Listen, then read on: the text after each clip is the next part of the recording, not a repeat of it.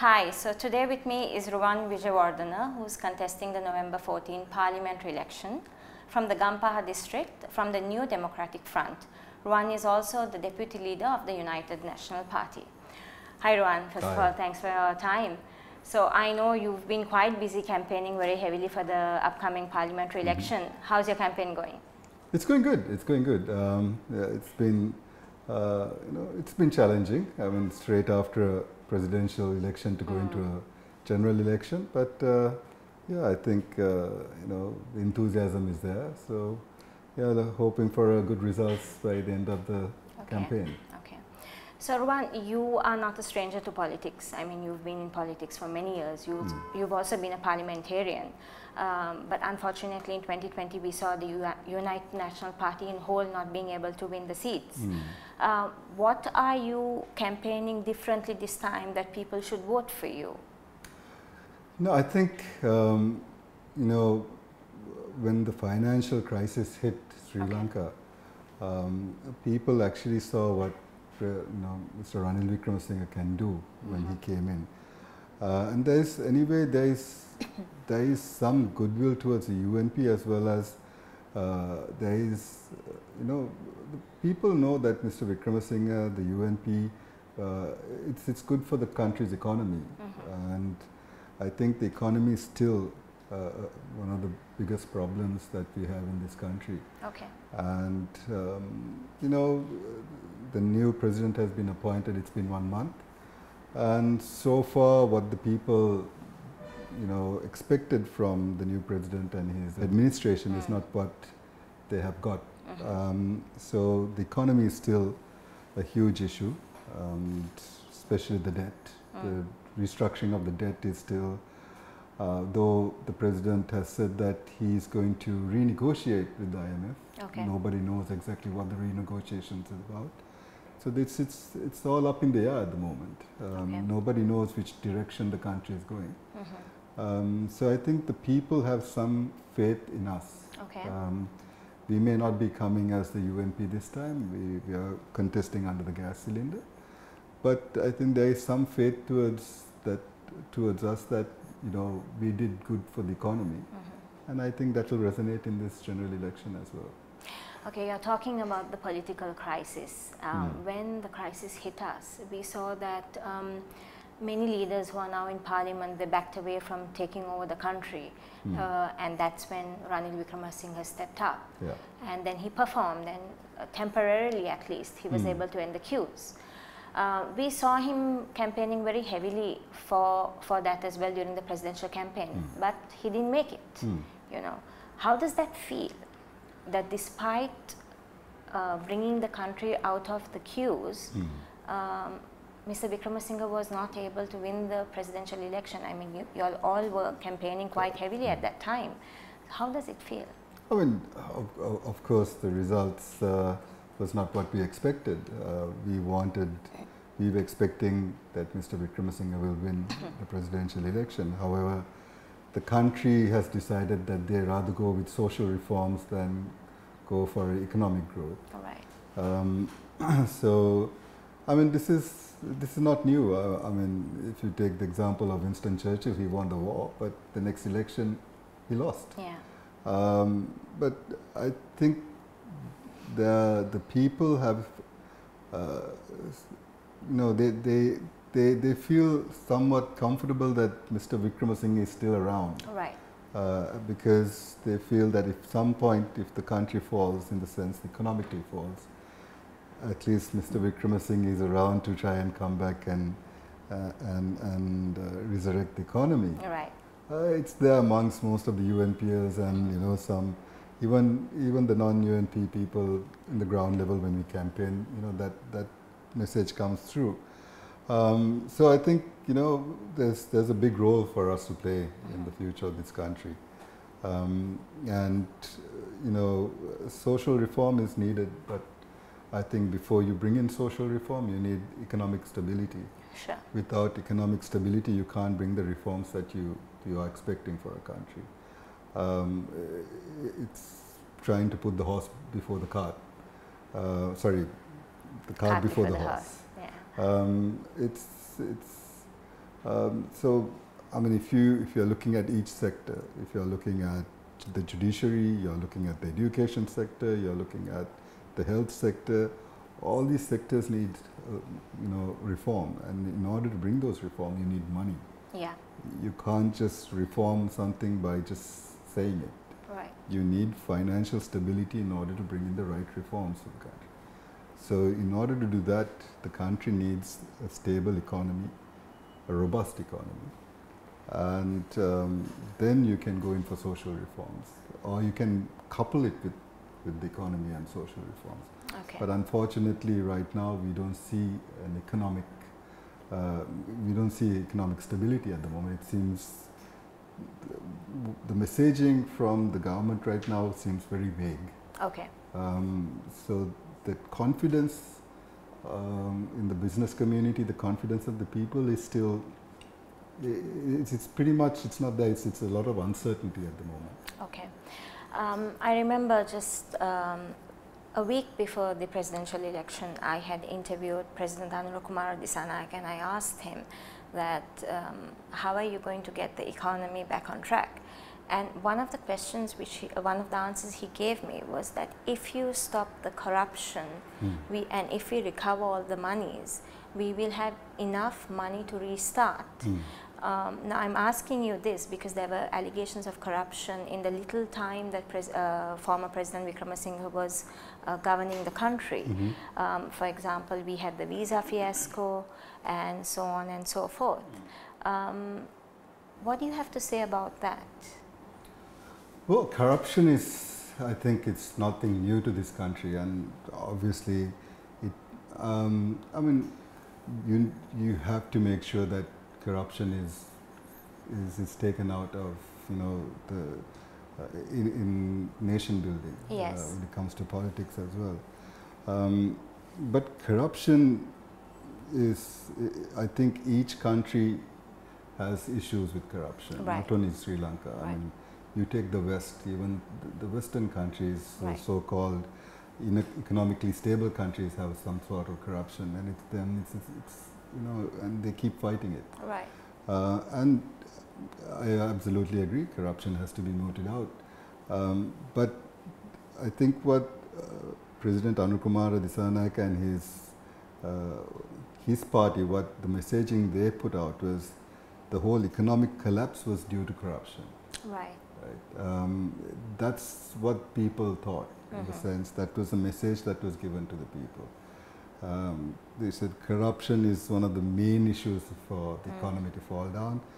Look at the politicians, they are corrupt, they are still living their life. Yes. While the people have to suffer. I mean, that's what the message was. Because he heavily campaigned on corruption, on anti-corruption. Absolutely, yes. And corruption needs to be mooted out. It has, but when you are looking at the whole economic collapse, corruption is a minute part of it. Okay. It was bad policy making, bad management of the economy. Right.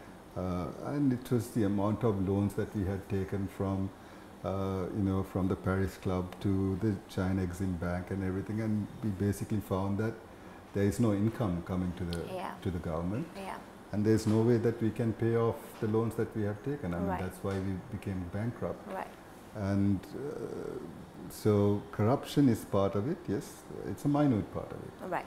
And I'm not saying that corruption has to be there, but it has to be mooted out. But right. overall, if this country's economy is to be brought to a certain, to a certain place, and there has to be stability in this right. country, then proper economic policies have to be brought in. Right. And that's what Mr. Wickremesinghe was trying to do, to okay. get, to build up the economy.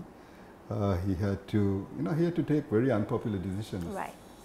Seeing a presidential election coming, I think he came in also at a very sensitive time. Absolutely. To restart the economy and at least get the people off the streets. Yeah. So, Ruwan, tell me, who is Ruwan Wijewardene? Because people still don't know who you are and what you're offering at the table. Right. If people are to vote for you, tell us, who is Ruwan Wijewardene? Well, as a politician, I guess. Well, Look, I'm not one of these typical politicians who, who shouts and screams and, seek attention all the time. Okay. I do, my service to the people, to my area, to my district, Okay. in my capability. I mean, I think I've been in politics for near 20 years now, and I think there is some faith in me for people to vote me in and for me to stay in politics. I've come up the ranks of the party from being the chairman of the Young Professionals Association to being the youth leader to Okay.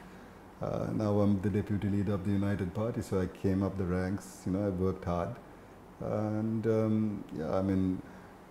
I'm not a person who lives off politics.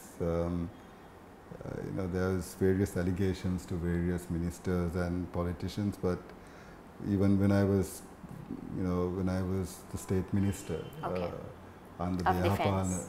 defense under the Yapana government, I was using my private vehicle. I was using my private residence. I didn't take any official residence, nor did I take an official vehicle from the defense ministry. Okay. And while I was working as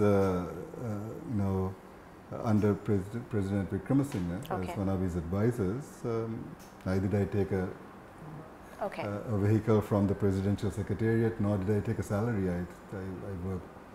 I purely volunteered to work for Mr. Wickremesinghe in my capacity. Right. So yeah, I'm not.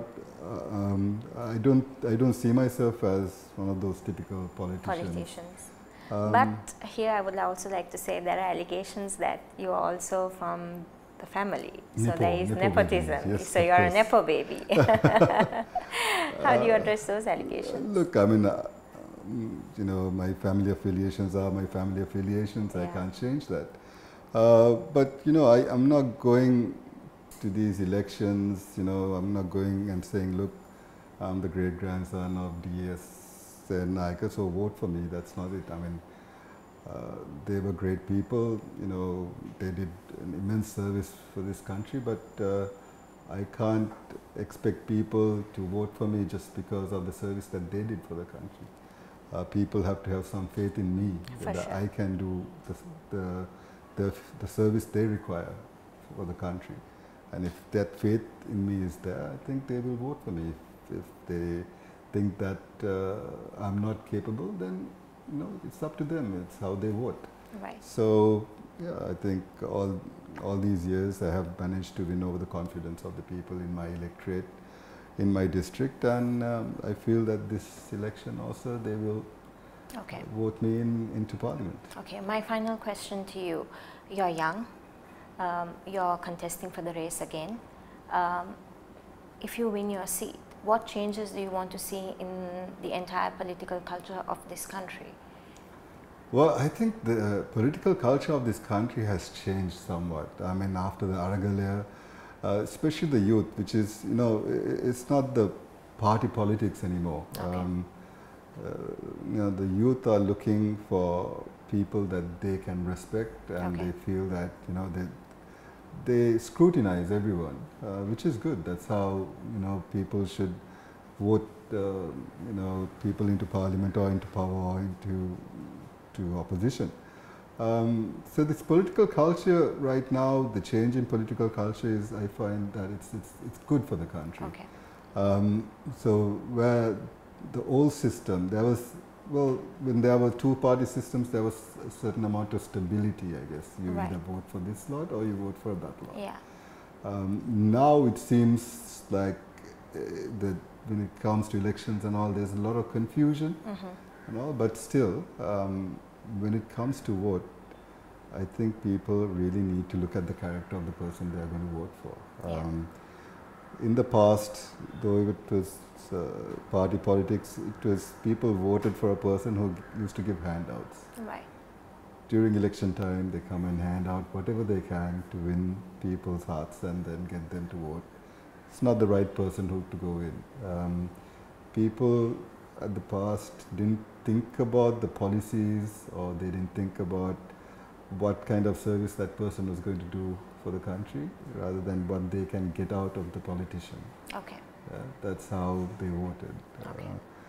So I think a certain level of corruption comes into play because of that. Because the politician has to, you know, it's a system, the preferential voter system also is that the more you spend, the more you get as preference votes for you to go into parliament. Right.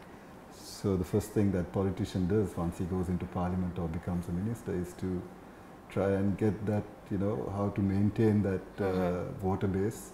Right. And how to keep, you know, winning elections and keeping his electorate happy. Right. So that means there's a certain level of corruption that creeps in there. Right. So, and it's, you know, corruption, a lot of people see that it's only the politicians. It's not only the politician, it comes down. There's, of course, big business that comes in and to get their things done. You know, they give certain incentives. The entire system is connected to it. Yeah. Correct. Though the politician himself gets the blame, but there's a bigger. It's a wider look at the entire thing. Yeah. Right. So when it comes to dealing with corruption, everything has to be looked at, and that's where I really admire Mr. Wickremesinghe, because he brought the anti-corruption bill into Parliament, and that deals with that wider. It's not only the politicians, but it looks at corruption as a whole. Right. Okay. And I think that bill is very vital for the future of politics in this country and nation building of this country. Right. Anyway, Ruwan, I think we've jumped our time. I'm so grateful that you took your time off your busy schedule, and I wish you all the best for the November 14 parliamentary election. Thank you, Jamila. Thank you so much.